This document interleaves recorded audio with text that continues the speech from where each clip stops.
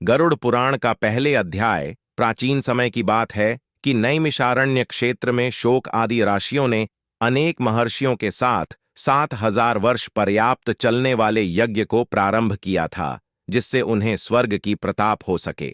नमस्कार दोस्तों, आप सभी का हमारे चैनल वास्तु सफर पर स्वागत है। ऐसी और वीडियो देखने के लिए चैनल को सब्सक्राइब करें और वीडियो को लाइक करें। उसे क्षेत्र में सूट जी पधारे। तब आर्षियों ने उनका बहुत आधार सत्कार किया, क्योंकि सूजी पौराणिक कथा खाने में सिद्ध थे और उन्होंने विभिन्न रूपण से अनुभव प्राप्त किया हुआ था। इसीलिए सारे आर्षियों ने उनसे कहा, आप हमें इस संसार, भगवान यमलोक तथा दूसरे शुभ अशुभ कर्मों के बड़े में बताएं, जिससे मनुष्य की स्वरूप को प्राप्त होता है। इसका ज्ञान हमें देने की कृपया करें। इस संसार जगत के निर्माता भगवान विष्णु है, वो में रहते हैं, इसीलिए उनका नाम नारायण है। वह लक्ष्मी जी के पति हैं। भगवान विष्णु ने हर युग में भिन्न भिन्न अवतार धारण करके पृथ्वी पर जन्म लिया है, ताकि वह धर्म का नष्ट कर सके और पृथ्वी की रक्षा कर सके। भगवान विष्णु ने राम का अवतार लिया और लंका के राजा रावण का वध करके धर्म को खत्म किया। उन्होंने नरसिंह रूप में राजा हिरण्यकश्यप का वध करके भक्ति प्रहलाद एवं दूसरे प्रजा की रक्षा की। भगवान विष्णु ने वराह रूप में भी अवतार लिया, ताकि पृथ्वी का उद्धार कर सके, और फिर मत्स्य रूप में अवतार लिया। वेद व्यास जी भगवान विष्णु के ही अंश है। वेद व्यास जी ने यह पुराणे की रचना की है। कहा जाता है कि एक सर्वोत्तम वृक्ष भगवान विष्णु है, उसकी दृढ़ मूल धर्म है, उसकी शाखाएं वेद है, उसे वृक्ष के फूल रूप में यज्ञ को माना गया है और फल के रूप में मोक्ष को माना गया है। वह सर्वोत्तम वृक्ष रूपी भगवान विष्णु ही सारे फल और मोक्ष को देते हैं।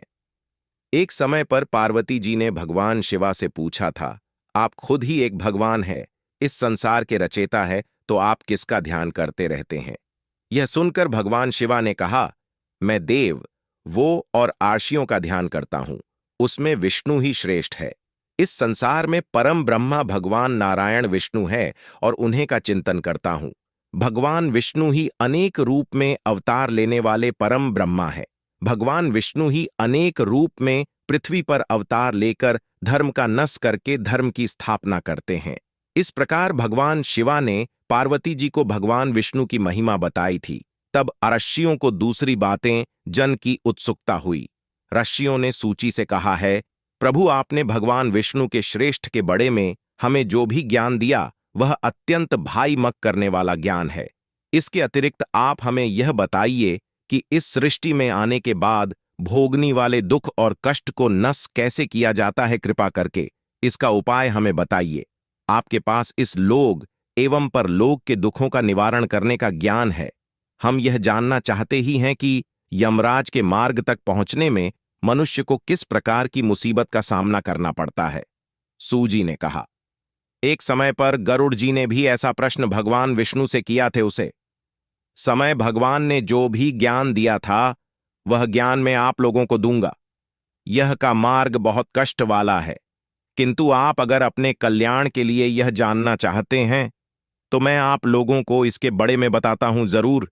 जी ने जब भगवान विष्णु से पूछा था कि आपके नाम की आराधना करना तो अत्यंत सरल है, आपकी भक्ति करने के उपरांत भी मनुष्य नरक में क्यों जाता है? आपकी भक्ति के भिन्न भिन्न मार्ग और गतियां हैं, फिर भी मनुष्य जब आपकी भक्ति से वंचित रह जाता है, तो उसे यह दुर्गम मार्ग कैसे मिलता है और इसके कष्ट क्या हो सकते हैं? पाप करने वाले पपिया की किस प्रकार दुर्गति होती है और किस रूप में उनको नरक मिलता है? आप मुझे कृपा करके बताएं। ऐसे पूछने पर भगवान विष्णु ने गरुड़ जी को कहा है, गरुड़, मैं तुम्हें यह के मार्ग का ज्ञान देता हूं। इसी मार्ग से पापी लोग यह लोक को प्राप्त करते हैं। इसका वर्णन अत्यंत भयानक है, जो मनुष्य अग्रस स्वभाव के होते हैं। धन और मर्यादा का ज्ञान जिसमें नहीं है, जिनको संसार में मोह माया है, वह मनुष्य एप्टर होते हैं और वहीं नरक लोक में जाते हैं। दानवीर मनुष्य मोक्ष को प्राप्त करते हैं और पापी लोग कष्टपूर्वक यह की पिड़ाते हुए नरक में जाते हैं। दुष्ट और पापी लोगों को इस संसार में किस घर के दुख मिलते हैं, उनकी मृत्यु किस प्रकार होती है, उसका ज्ञान मैं तुम्हें देता हूं। इस संसार में जब मनुष्य जन्म लेट ही है, तब वह अपने पूर्व जन्म के कर्मों के हिसाब से इस जंग में शुभ अशुभ फल भोगता है। बुरे कर्मों के प्रभाव से व्यक्ति को रौक हो जाता है। परेशानियां और रोग से पीड़ित वह व्यक्ति निरसा हो जाता है। व्यक्ति कितना भी बलवान हो, युवावस्था में उसके पत्नी पुत्र होने के बावजूद वह अचानक से भयभीत होने लगता है। कल उसको घर लेट है। वृद्धावस्था में व्यक्ति को मृतक के समाज रहना पड़ता है। घर के लोगों के द्वारा अपमानित होता है और अपमानजनक आहार लेट है। आहार लेने की शक्ति कम हो जाती है और इसकी वजह से चलने फर्ण की शक्ति भी कम हो जाती है। कफ के कारण स्वर्ण नालियां चल नहीं पाती। स्वास्थ्य बिगड़ना लगता है। खटिया पे पड़ा राहत है, मृत्यु के निकट ए जाता है। मृत्यु के निकट आने पर देवता जैसे मनुष्य की दृष्टि भी दिव्या हो जाती है। मरते समय पापी के पांचों तत्व अपने स्थान छोड़ देते हैं और उसका एक क्षण भी मुश्किल से बिताता है। मनुष्य को इतनी पीड़ा होती है जितनी बिच्छू के काटने से होती है। यमदूतों के भाई से उसके मुंह से जग और लर गिरने लगती है। ऐसे ही पपिया के प्राण जब निकलते हैं तब उनको यमदूत मिलते हैं। यमदूत के लाल नेत्र होते हैं और मुख भयानक होता है। उसे समय यमदूत अत्यंत क्रोधित होते हैं और उनके हाथ में पास और दंड होता है और वह दांत को पिसते हैं। उनके मुख कल और नख विशाल होते हैं। उनको देखकर प्राणी भयभीत होकर मालमूत्र का त्याग करने लगता है। ऐसी अवस्था में जीव शरीर से निकाल जाता ही है और मोह में अपने घर को देखा है और इस समय यमदूत उसे पकड़ लेते हैं। यमदूत उसे गले में बांधकर ऐसे ले जाते हैं जैसे गुनहगार को सिपाही राजा के पास ले जाते हैं। वे यमदूत मनुष्य को मार्ग में नरक के भयानक दुआहक और तकलीफों के बड़े में बताते हैं और धमकियां भी देते हैं। यमदूतों की ऐसी कठोर वाणी को सुनता है और तड़पता है। भाई से तड़पता वह मनुष्य अपने पापों को याद करते हुए उसे मार्ग से जाता है। कुत्ते मार्ग में उसे काटते हैं। उसे मार्ग में उसे खाने को खाना और पानी नहीं मिलता। सूर्य की तेज गर्मी में चलना पड़ता है। यमदूत उसे मार्ग में कूड़े से मारता है और घसीट कर ले जाते हैं। इस प्रकार अत्यंत पीड़ा सहकार वह अंधकार में यमलोक में पहुंच जाता है। वहां उसे उसके पापों का फल मिलता है।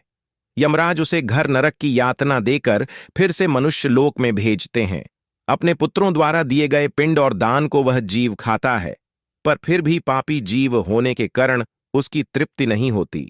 जी मनुष्य का पिंड दान नहीं होता। वह प्रेरित यानी में रहकर निर्जन वन में दुखपूर्वक भ्रमण करते हैं। यह की यात्रा भोग बिना जीव को मनुष्य के रूप में जन्म नहीं मिलता और वह अन्य योनियों में भट्ट राहत है। उसे पिंड के रोज कर भाग होते हैं।